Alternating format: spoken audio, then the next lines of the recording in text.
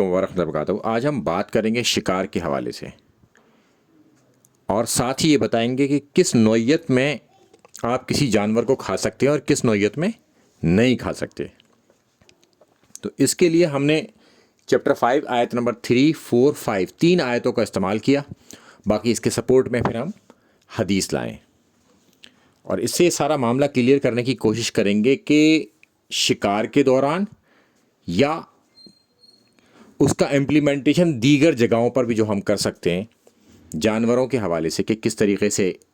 ان کے ساتھ ہمیں سلوک کرنا ہے، کب کھانا ہے کب نہیں کھانا۔ تو سب سے پہلے ہم چیپٹر 5 آیت نمبر 3 کی طرف جاتے ہیں کہ اللہ تعالیٰ نے فرمایا کہ تمہارے لیے جو مردار ہے نا وہ حرام کر دیا گیا، یعنی کہ مرے ہوئی چیز، اگر کوئی جانور مرا ہوا ہے تو وہ حرام ہے، وہ نہیں کھانا ہمیں۔ ایک بات ہو گئی۔ دوسری بات جو حرام ہے وہ خون، بہتا ہوا لہو۔ اب بہتے ہوئے لہو میں جو اختلاف آ جاتا ہے، وہ کچھ لوگ یہ سمجھنے لگتے ہیں کہ جو جانور کی بوٹیوں کے اندر بھی خون ہے نا وہ بھی حرام ہے، صرف بہتا ہوا، یعنی کہ جب آپ ذبیحہ کرتے ہیں اس کے تو وہ جو بہتا ہے نا باہر نکلتا ہے وہ والا حرام ہے، دیگر کوئی اسے دھو کے کھانا چاہے تو وہ کھا سکتا ہے، ایسی کوئی ممانعت اس حوالے سے نہیں ہے۔ پھر ہے سور کا گوشت، وہ حرام کر دیا گیا، اور ایسا کوئی جانور جس پر غیر اللہ کا نام لیا گیا ہو، یعنی کہ اللہ کے سوا کسی اور کا نام لے لیا ہو، مثال کے طور پر کوئی اپنے بزرگ بابوں کے نام پر کوئی ذبیحہ کر دے اللہ کے علاوہ، تو پھر وہ حرام ہو جائے گا ہمارے لیے۔ ہاں، اگر اس نے کچھ بھی نہیں پڑھا تو پھر وہ حلال رہے گا، یہ بھی بات یاد رکھیے گا، چونکہ یہاں لفظ ہے کہ اللہ کے علاوہ کسی کا نام لیا جائے، یعنی غیر اللہ۔ پھر ہم اس کے آگے چلتے ہیں کہ اگر کسی جانور کو گلا گھونٹ کے مارا گیا ہو اسے بھی ہم نہیں کھا سکتے۔ پھر ضرب کے ذریعے، یعنی کہ چوٹ لگ کر اگر کوئی مرا، مثال کے طور پر ایک تو دھاردار چیز سے،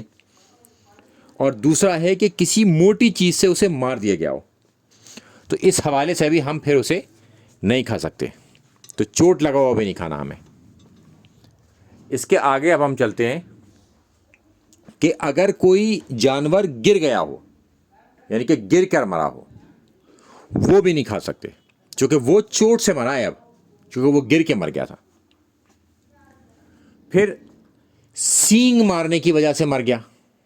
تو وہ بھی نہیں کھائیں گے ہم، یعنی کہ دو جانوروں میں لڑائی ہوتی ہے اور ایک نے دوسرے کو سینگ مار دیے، تو اس حوالے سے بھی ہم جو ہے نا اس کو نہیں کھا سکتے۔ تو یہ باتیں ہمیں اس میں یاد رکھنی ہے، اور اس میں ساتھ میں یہ بھی ہے کہ وہ جسے درندے پھاڑ کر کھا رہے ہوں، یعنی کہ کسی درندے نے اس کا شکار کیا اور وہ اسے پھاڑ کے کھا رہا ہو، لہٰذا اسے بھی ہم نہیں کھا سکتے، الا یہ کہ ہم نے اسے چھڑا لیا ہو اور اسے ذبح کرا ہو۔ اور جو باطل خدا ہیں، جن کو ہم نے خدا یا خدا کے ساتھ شریک کر رکھا ہے، ایسے لوگوں کے جگہیں جو آئیڈینٹیفائی کر دی گئی ہیں، وہاں پر اگر کوئی قربانی ہوگی تو وہ بھی ہم نہیں کھا سکتے۔ اب اس کے آگے ہم چلتے ہیں، چیپٹر 5 آیت نمبر 4 کے بجائے ہم چلتے ہیں آیت نمبر 5 پر۔ یہاں اہل کتاب جو ہیں یہود النصارہ، ان کا ذبیحہ حلال ہے، ٹھیک ہے، ہمارا ان کے لیے اور ان کا ہمارے لیے، تو لہٰذا ہمارے لیے یہاں پر ایڈریس کیا جا رہا ہے، تو ہمارے لیے جو ہے ان کا ذبیحہ حلال ہو جائے گا۔ اب ہم چلتے ہیں چیپٹر 5 آیت نمبر 4 پر۔ اچھا، یہاں پر ان شکاری جانوروں کے حوالے سے بات ہے ساری،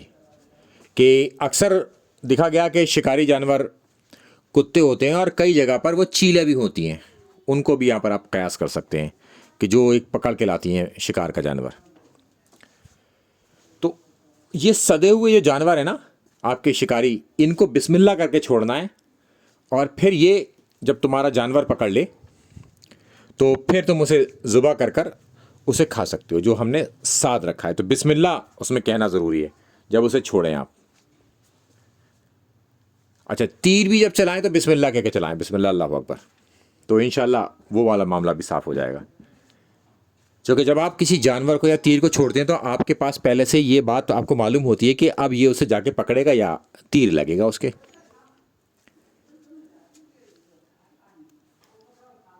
اب ہم چلتے ہیں ان کتوں کے حوالے سے کہ جو شکاری کتے سدے ہوئے ہوتے ہیں اور وہ شکار کی طرف ہم انہیں دوڑا دیتے ہیں، کہ اگر وہ کتا جو ہے جا کے اسے پکڑ لے اور ہم بسم اللہ اللہ اکبر کر کتے کو چھوڑیں اور کتا اسے جا کے پکڑ لے تو اس سے ہم کتے سے چھڑا کر اسے ذبح کر کر ہم کھا سکتے ہیں. ایک دوسرا، اس میں دوسری بات ایک اور آ جائے گی کہ اگر کتے نے اس میں سے کچھ کھا لیا تو پھر کتے نے اپنے لیے شکار کیا تھا، آپ کے لیے نہیں، تو پھر وہ بھی نہیں کھا سکتے. اچھا اس کتے کے ساتھ اگر کوئی اور کتا بھی وہاں پر شامل ہو گیا اس شکار کو پکڑنے میں، ٹھیک ہے، تب بھی آپ نہیں کھا سکتے کیونکہ آپ نے اپنے کتے کو بسم اللہ کر کے چھوڑا تھا، بسم اللہ اللہ اکبر کر کے. دوسرے کتے کو آپ نے نہیں چھوڑا، اب وہ وہاں پر پہنچ گیا ہے تو لہٰذا وہ بھی نہیں کھا سکتے. تو یہ بات یاد رکھنی ہے آپ کو اس کے حوالے سے. اچھا کتوں کو آپ دو ہی وجہ سے پال سکتے ہیں، ایک تو شکار، دوسرا باڑے کے جانوروں کی حفاظت کے لیے. ادروائز آپ کی اعمال میں سے جو آپ کی نیکیاں ہیں، 2 قرات نیکیاں نکال دی جائیں گی ہر روز اگر آپ کسی اور وجہ سے کتا پالتے ہیں. اب اس کے علاوہ ایک اور چیز آپ کو ملے گی کہ آپ نے کسی جانور کو مار کے وہ جانور تیر لے کے بھاگ گیا،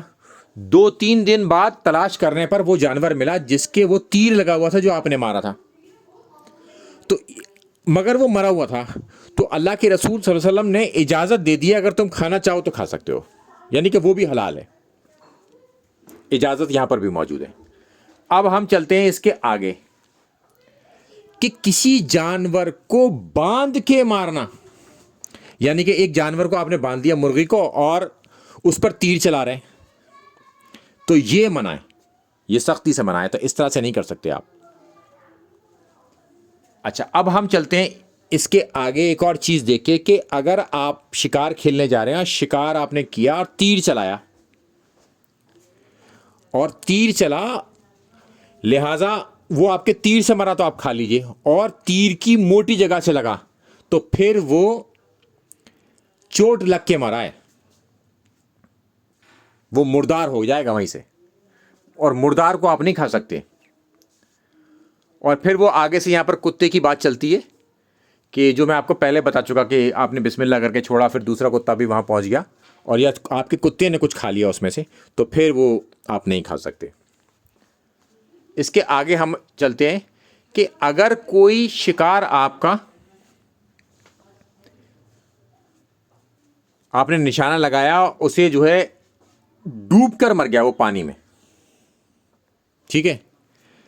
تب جو ہے آپ اسے نہیں کھا سکتے کیونکہ آپ کو یہ اندازہ نہیں ہوگا کہ آپ کے وہ تیر سے مرا یا گولی، آج کے دور میں یہ سمجھ لیں کہ یا وہ ڈوب کر، تو لہٰذا اگر ڈوب گیا وہ تو پھر ہم اسے نہیں کھا سکتے. ہاں یہ انشور کر لیں کہ وہ آپ اتنی جلدی پہنچ گئے کہ وہ زندہ ہی تھا، ڈوبنے کے وقت وہ زندہ ہی تھا اور آپ نے اسے پکڑ لیا،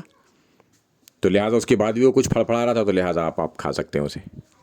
تو یہ آپ کو اس جگہ پر پہنچ کے، اگر آپ وہاں پہنچے ایسی وقت پر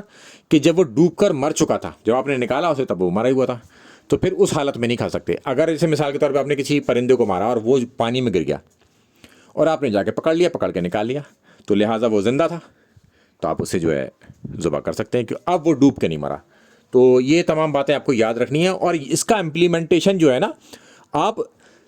دیگر چیزوں پر بھی کر سکتے ہیں. مثال کے طور پر عام حالت میں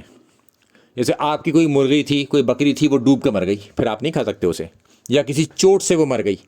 تو بھی نہیں کھا سکتے. تو ان چیزوں کو آپ اب دیگر چیزوں پر بھی اپلائی کر سکتے ہیں. اور اہل کتاب کا ذبیحہ تو میں نے آپ کو بتا ہی دیا، اس میں قرآن کے اندر موجود ہے کہ ان کا ذبیحہ حلال ہے.